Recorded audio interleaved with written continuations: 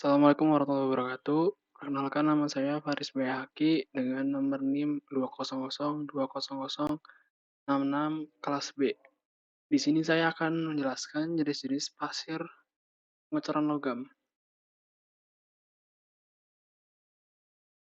Pengecoran logam adalah proses di mana logam cair panas dituangkan ke dalam cetakan yang berisi potongan berlubang atau rongga dengan bentuk jadi yang diinginkan.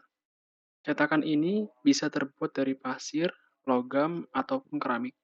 Logam tersebut dibiarkan mendingin dan mengeras menjadi bentuk yang diberikan oleh cetakan tersebut, dan kemudian dikeluarkan dari cetakan dengan memecahkan atau memisahkan cetakan.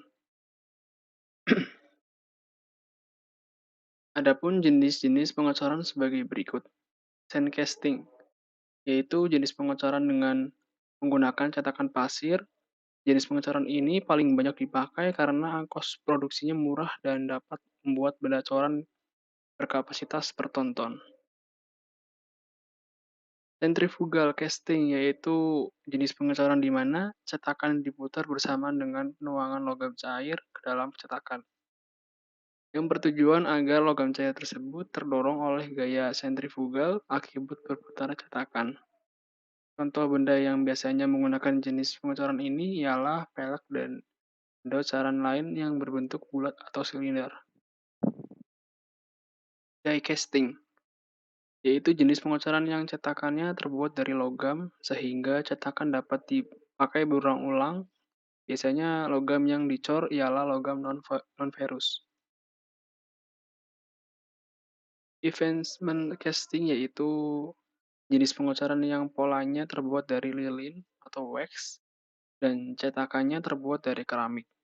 Contoh benda coran yang biasa menggunakan jenis pengecoran ini ialah benda coran yang memiliki presisian yang tinggi, misalnya rotor turbin. Sejarah pengecoran logam. Pemanfaatan logam dimulai sejak manusia menemukan tembaga dalam keadaan murni di dalam alam.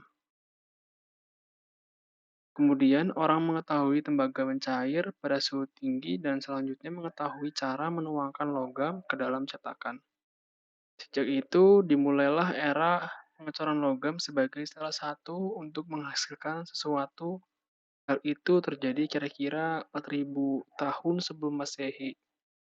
Pengecoran pertama kali ini dilakukan Mesopotamia pada 3.000 tahun sebelum Masehi.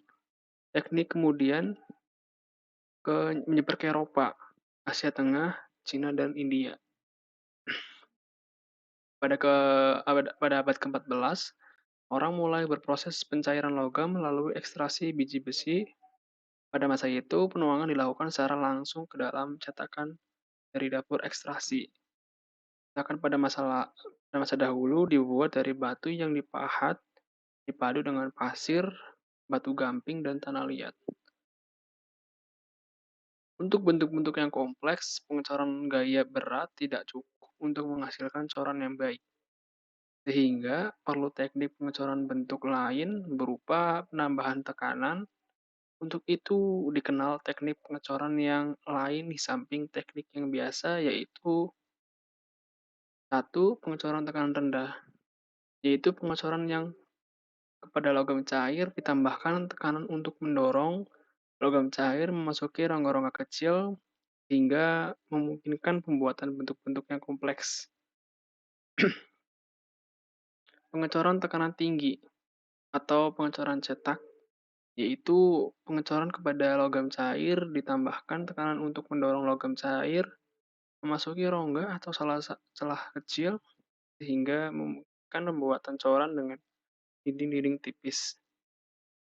Pengecoran sentrifugal yaitu coran di mana logam cair dituangkan ke dalam cetakan yang berputar sehingga logam bertekanan tinggi oleh gaya sentrifugal dan kemudian membeku. Sandcasting. Pengecoran cetakan pasir adalah proses pengecoran logam dengan menggunakan pasir sebagai bahan cetakan.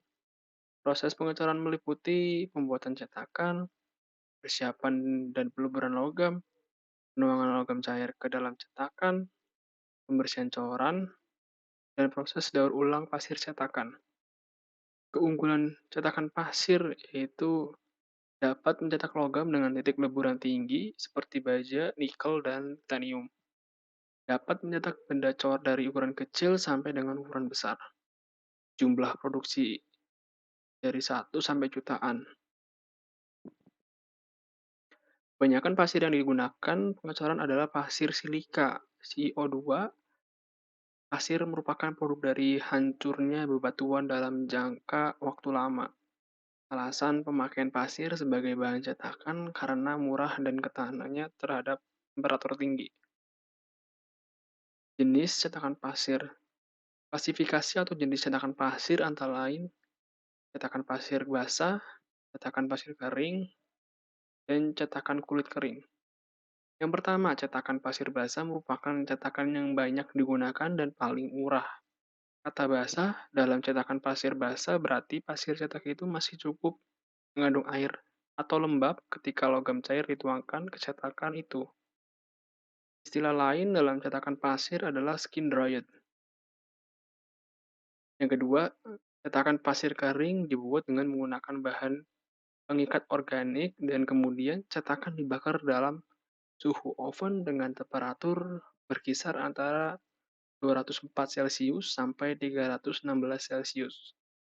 Pembakaran dalam oven dapat memperkuat cetakan dan mengeras permukaan rongga cetakan. Yang terakhir, cetakan kulit kering. Diperoleh dengan mengeringkan permukaan pasir basah dengan kedalaman 1,2 cm sampai 2,5 cm pada permukaan rongga cetakan. Bahan perekat khusus harus ditambahkan pada campuran pasir untuk memperkuat permukaan rongga cetak. Macam-macam pasir menurut asal-usulnya digunakan sebagai bahan dasar cetakan pasir. Pasir alam. Yang pertama, pasir kuarsa atau silika dengan sifat-sifat sebagai berikut.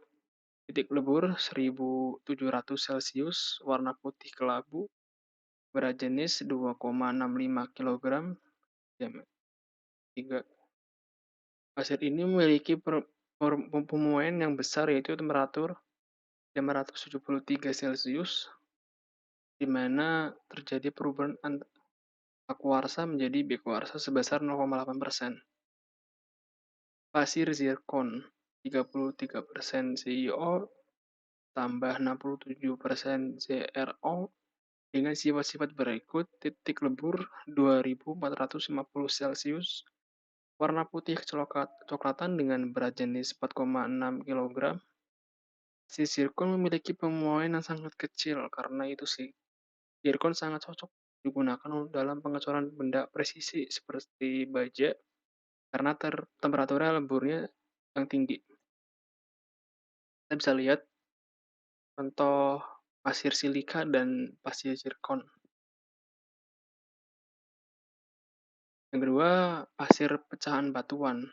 Pasir cirmot, pasir kromit, 50% Cr2O tambah 27% Fe,30O3 tambah 10% A12O3 tambah 10% MgO plus 3% batuan lain.